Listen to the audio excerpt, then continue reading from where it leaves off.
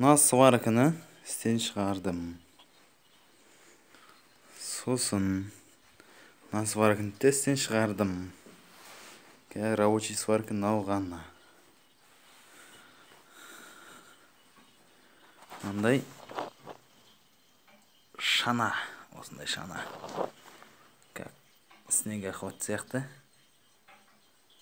Типа солай. Жұмыс. Міне, үйге котельняға өзім жасаған своими руками. В общем, старый бір есіктен снимать етіп листін алғамын. Жалпы ақша шығындалмаған болған. Вот. Не? В общем, шығындалмағанда да замок де шығындалған жоқ. Замок бұлайнан. Бұлай нарадан қол білінеді. Анау ручкасы. Угольникке райтталған мынау.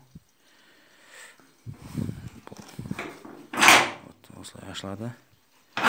Қолып салуға да болады, и еще іліп қоюға да болады времени, да? И внутренний замогы, ілгіш дейміз ғой. Внутренний ілгіш. Бұнда просто жасағамыз. Вот.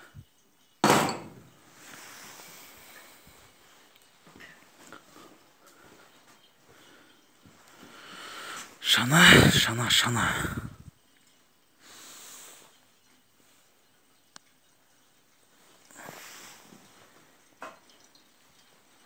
Вот, осындай шана.